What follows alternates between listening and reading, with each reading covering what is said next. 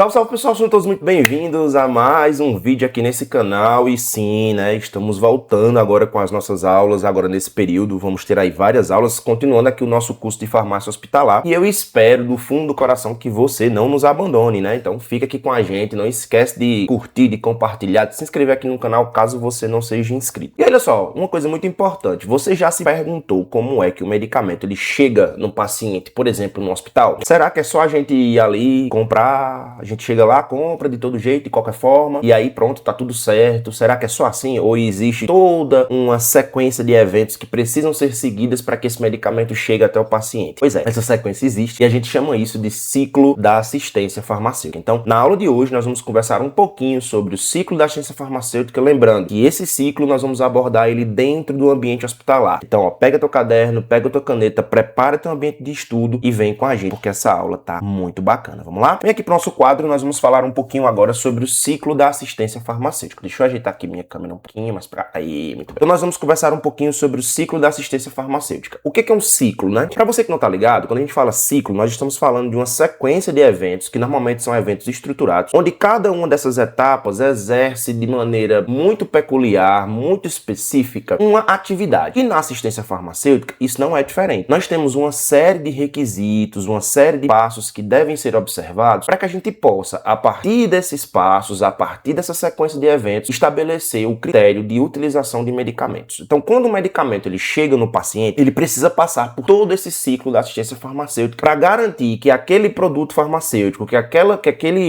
a utilização daquele produto seguirá uma série de normas, uma série de regras e vai garantir principalmente qualidade, tanto para os profissionais de saúde que utilizarão dessa ferramenta, medicamentosa ela ou não, quanto para os pacientes. E por que eu estou falando de ferramenta medicamentosa ou não? Porque dentro do hospital não é apenas medicamentos que os farmacêuticos são responsáveis. Dentro do hospital nós temos uma série de outras responsabilidades que precisam ser levadas em consideração e muitas delas participam do ciclo da assistência farmacêutica. É claro que nós falamos mais sobre medicamentos porque de fato os medicamentos é digamos assim, o nosso custo maior, é a nossa entrada maior quando se trata de ciclo da assistência farmacêutica. Mas na farmácia hospitalar é importante que o setor de farmácia hospitalar, você que está me assistindo, você entenda que esse setor não é responsável apenas por medicamentos. A gente chama de medicamentos e correlatos. Então, tubos, que são usados para intubação, material médico hospitalar no geral, água, por exemplo, sanitizantes, tudo isso passa pela assistência dentro da farmácia hospitalar. Agora, quando a gente trata de medicamentos, a gente está falando aí de uma tecnologia que precisa ser muito bem abordada, é claro, especialmente por farmacêuticos. Então, existe uma portaria, que é a portaria do Ministério da Saúde, que é a 4283 de 2010, que estabelece que a farmácia hospitalar é uma unidade clínico-assistencial. Isso aqui muda muita coisa. Por quê? Porque quando a gente fala sobre ciclo da assistência farmacêutica, a gente acha que isso está desvinculado da clínica farmacêutica. E não está. Quando nós falamos sobre clínico-assistencial, nós também precisamos observar os aspectos clínicos relacionados ao uso tanto de medicamentos quanto de correlatos. Então, investigação de reações adversas ao medicamento, investigação de aceitabilidade, investigação de uso correto, avaliação, né, através, por exemplo, de algoritmos de percepção do usuário quanto ao uso desse medicamento. Então, tudo isso, a rastreabilidade, tudo isso está relacionado a questões clínicas. E, obviamente, dentro da farmácia hospitalar, a gente tem vários farmacêuticos que vão cuidar desse aspecto. É válido lembrar para você que quando a gente fala de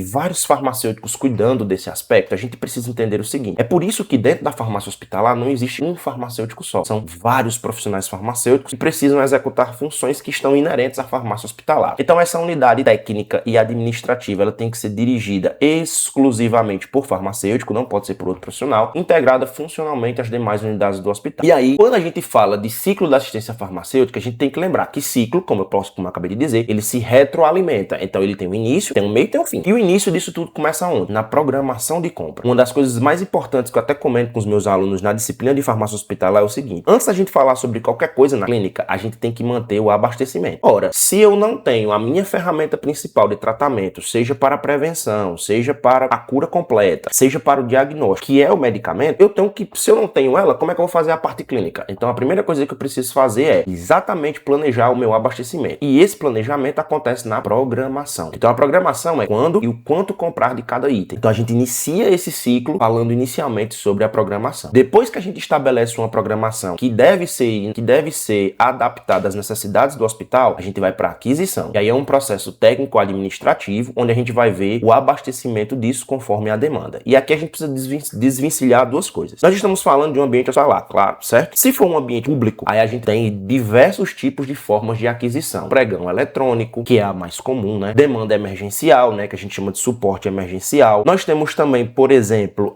licitações diversas, onde a gente vai ali buscar o menor preço, aumentando a quantidade, uma série de requisitos que são estabelecidos por leis administrativas dentro daquele ambiente. Então a gente precisa entender que a aquisição ela vai mudar. Já em ambientes particulares, essa aquisição ela segue um outro fluxo, e normalmente não tem tantas barreiras, digamos assim. E aí é importante a gente entender o seguinte: professor, qual é o certo, qual é o errado? Não existe certo, não existe errado. Quando se trata de administração pública, existem leis e regras que devem ser seguidas dentro da administração pública, e quando se trata de administrações particulares, existem leis e regras que devem ser seguidas. As duas têm um único objetivo: fazer a aquisição daqueles produtos estabelecidos através de uma programação, garantindo que esse produto chegue para os pacientes da melhor maneira possível, e garantir o armazenamento. E aqui eu trago para vocês informações importantes. Esse armazenamento, a gente precisa entender que, na maioria das vezes, quando a gente fala dele, não é apenas na hora que chega o medicamento. A gente está falando de armazenamento também aonde, tio Rafa? No transporte. A gente precisa garantir que o transporte desse medicamento ele esteja sendo acometido, né, seja condicionado da maneira correta. Por que eu estou dizendo isso? Porque existem medicamentos chamados de termolábeis. Os medicamentos termolábeis, eles precisam obedecer essas regras principais, porque os medicamentos termolábeis são aqueles principalmente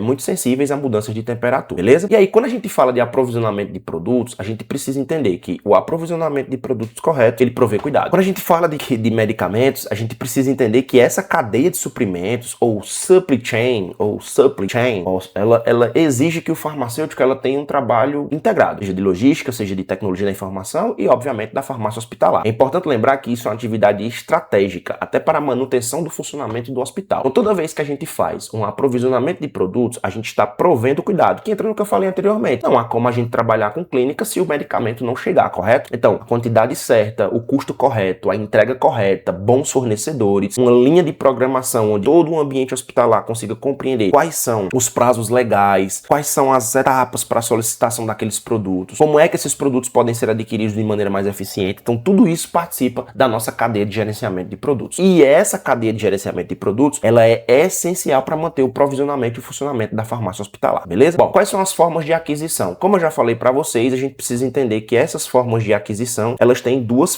maneiras diferentes. Tanto nos hospitais privados, que acontece através de compras, e normalmente dentro dos hospitais privados a gente tem uma maior liberdade organizacional, mas cuidado, dependendo do hospital privado, existe uma diferença nas compras, ou eles podem até adotar licitações, pregões, vai depender muito do fluxo do tamanho do hospital, é claro. Já nos hospitais públicos, a gente tem alguns princípios básicos, que são leis administrativas, que precisam ser observadas, como por exemplo, isonomia, legalidade e a seleção mais vantajosa. Então existem vários processos licitatórios, como eu mencionei para vocês, como os pregões. Porém, lembre, a depender da situação, da necessidade, pode haver dispensa de pregão ou processos licitatórios, que são chamados casos emergenciais. Então, esses casos emergenciais, eles são fora da regra, eles não são a regra. É importante que a gente tenha isso em mente, tá bom? Além disso, podem ocorrer compras diretas, como eu já falei para vocês, mas pode ocorrer doações. Essas doações precisam passar por um controle de qualidade extremamente rigoroso, onde a gente deve receber esses produtos, a farmácia hospitalar ela deve avaliar esses produtos, deve avaliar as questões técnicas inerentes ao produto e aí sim incorporar esse produto ao seu estoque. E as permutas. Isso aqui é muito importante, gente. Ninguém trabalha sozinho. Então a gente pode fazer permutas que na verdade são trocas, por exemplo, com outros estabelecimentos hospitalares. Então às vezes você tem, sei lá, você tem excesso de um determinado item porque você comprou numa promoção, esse item ele tá ali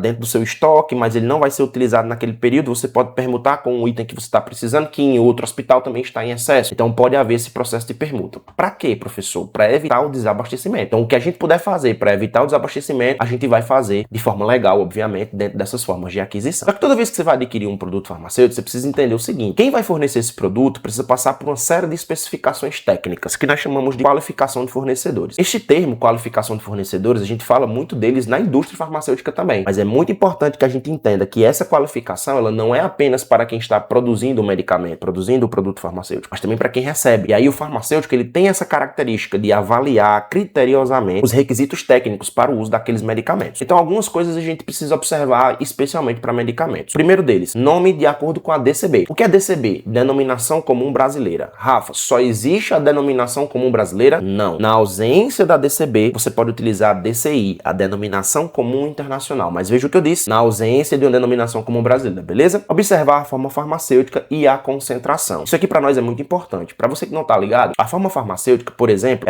você pode ter ter duas formas por via oral e elas serem diferentes. Exemplo, um xarope é bem diferente de um comprimido, não é? E você pode ter formas que são parecidas, como por exemplo, formas por via oral sólidas e elas serem diferentes entre si. Exemplo, um comprimido e um comprimido de liberação controlada são diferentes. Uma cápsula e um comprimido são diferentes. E quando eu falo dessa forma farmacêutica diferente, a gente precisa avaliar se há a capacidade de intercambiabilidade nessas formas, se a intercambiabilidade não vai influenciar no tratamento medicamentoso, ou se a intercambiabilidade dessas formas farmacêuticas ela precisa ser averiguada porque pode haver uma diferença no tratamento do paciente. Então, a gente tem que avaliar e essas especificações técnicas devem estar estabelecidas. Terceiro ponto, embalagem e código institucional. Algumas coisas importantes. Eu vou trazer como exemplo o nosso hospital aqui na região. Aqui onde eu moro, a gente tem um hospital regional do Cariri. Aqui, como é que funciona? Os medicamentos, eles são adquiridos, eles chegam na unidade hospitalar, ao chegar na unidade hospitalar, eles são reembalados, reetiquetados. Para quê, professor? Para manter a rastreabilidade de medicamentos dentro do hospital. Então, cada instituição pode trabalhar com etiquetagens, com códigos institucionais internos para facilitar a rastreabilidade de medicamentos. E por último, a qualidade farmacopeica, né? Avaliar se todas aquelas características organolépticas e fisicoquímicas, quando possíveis, estão dentro das especificações farmacopeicas. Aqui eu trouxe para você um exemplo. Um hospital oncológico solicitou morfina injetável de 1 mg por ml, 2 estojos. Recebeu apenas 10 ampolas em vez de 100, por falta de especificação do número de unidades por estojo. Se o estojo tinha que ter 5 ou se tinha que ser 50. Ah, professor, mas isso aí era óbvio. Não é óbvio para você que está na clínica, mas para aquelas pessoas que, por exemplo, vão fazer o procedimento de logística, não é óbvio. É importante para que você possa especificar de maneira bem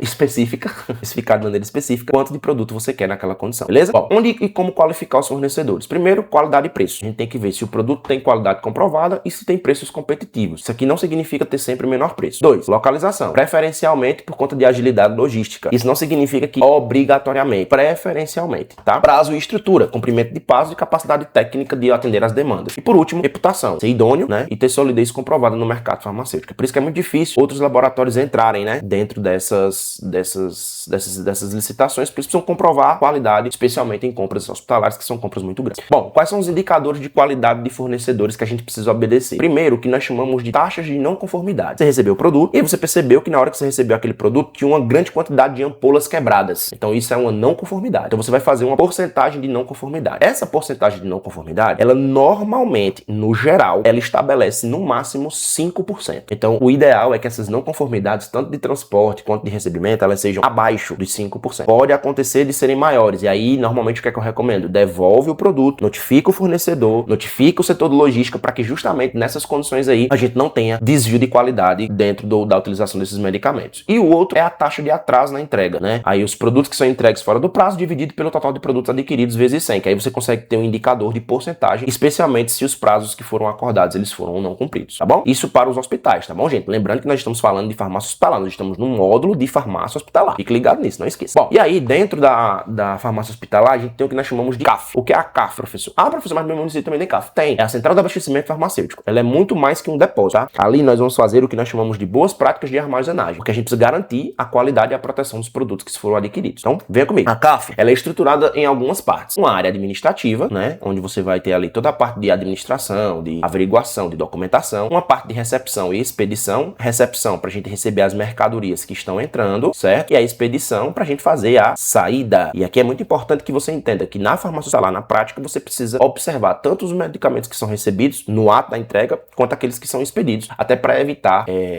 não vou dizer disse-me disse, né, mas para evitar confrontos relacionados à qualidade do produto, tanto que foi dispensado, né, que saiu, que foi expedido, quanto o medicamento que foi recebido. Uma área de estoque geral, uma área para controle especial, lembrando que nessa área de controle especial a gente precisa ter uma chave ou uma estrutura que somente os farmacêuticos possam entrar, né, possam adentrar, ou pessoas autorizadas. Uma área de termolábeis com controle de temperatura e umidade, é óbvio, e a área de quarentena. Lembrando que quarentena não são 40 dias, é uma área segregada, ou seja, separada, onde a gente deixa esses produtos e a partir das análises desses produtos eles podem ser incorporados ao nosso sistema. Obviamente, outras questões de estruturas, paredes claras e laváveis, o piso tem que ser resistente, teto com boa circulação de ar, instalações elétricas seguras, especialmente para evitar incêndios acidentais, proteção contra incêndio, identificação lógica e requisitos são requisitos estruturais mínimos. É importante que você entenda isso. E aí, toda vez que chega na CAF, existe uma sequência para armazenamento. Existe um RDC que ela não é específica para o hospital, mas ela é muito importante, que é a RDC 44, de 2009, que ela estabelece justamente essas etapas que nós devemos seguir, especialmente para armazenamento de produtos. Então, recebimento, conferência, regularização, estocagem, controle de estoque e a expedição. Então, tudo isso é um processo que deve ser averiguado diariamente, né? Obviamente, em etapas, a depender da necessidade e do tamanho do hospital. E é necessário que essas etapas elas sejam seguidas rigorosamente nessa sequência para evitar que haja dubidade ou processos errados na hora da utilização desses medicamentos, tá bom? Bom, no recebimento, verificar as condições de transporte, integridade dos produtos, descrição, lote, validade, tudo isso avaliado junto com a nota fiscal. Então a gente precisa primeiro entender o seguinte, que toda vez que a gente recebe, a gente estoca o produto, a gente precisa observar algumas boas práticas. Uma boa prática muito importante é, na averiguação ou na validação de uma inconformidade, a devolução tem que ser imediata, ou esse medicamento, esse produto deve estar segregado para que posteriormente seja notificada a empresa que mandou esses produtos.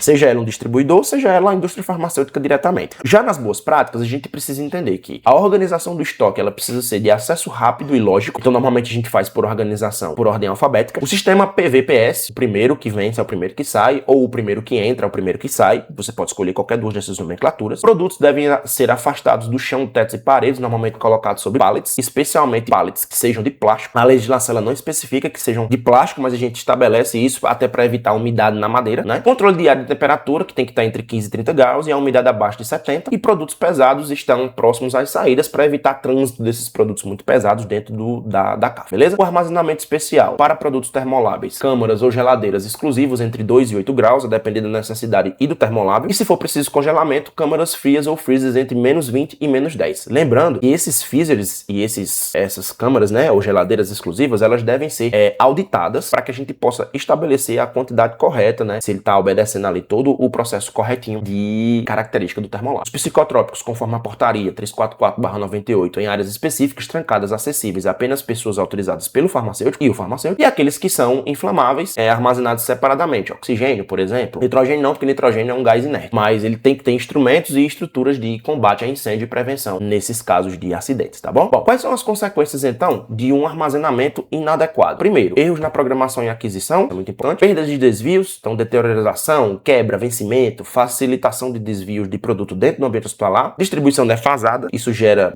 problemas na prescrição, consequentemente na área clínica, e isso é insustentável, né? Essas práticas inseguras comprometem todo o processo, tanto financeiro quanto administrativo do hospital. Beleza? Bom, gente, espero que você tenha gostado dessa nossa aula aqui, falando um pouquinho sobre o ciclo da ciência farmacêutica dentro do hospital. Se gostou, clica no botãozinho de gostei, compartilha esse vídeo com mais gente, manda para aquela galera que está estudando farmácia hospitalar ou que vai pagar farmácia hospitalar no semestre que vem, até porque essa sequência de vídeos vai ajudá-los, tá bom? Então, agora, nesse período, nós vamos ter vídeos praticamente todos os dias. Esse aqui tá saindo hoje, né? E aí a nossa sequência de farmácia hospitalar vai sair aí nos próximos dias. Inclusive, eu vou trazer uma novidade muito legal para você que ficou até aqui no vídeo, né? Eu vou trazer para vocês uma série de vídeos rápidos entre os vídeos maiores, onde a gente vai resolver comentar algumas questões da EBSER. A gente sabe que a EBSER é um sonho de consumo, né? De muitos colegas farmacêuticos, aí como forma de concurso. Então eu vou pegar aqui algumas provas, eu preparei um material onde eu vou comentar algumas questões, e aí eu vou lançar vídeos rápidos, entre eles, mais de um vídeo no dia, só resolvendo e comentando aquela questão específica sobre a prova da EBSER, tá bom? Então, se você não quer perder nada disso, ativa o sininho aqui embaixo para quando eu publicar um novo vídeo, você receber em primeira mão. Então é isso, um grande abraço, tudo de bom e até o próximo vídeo.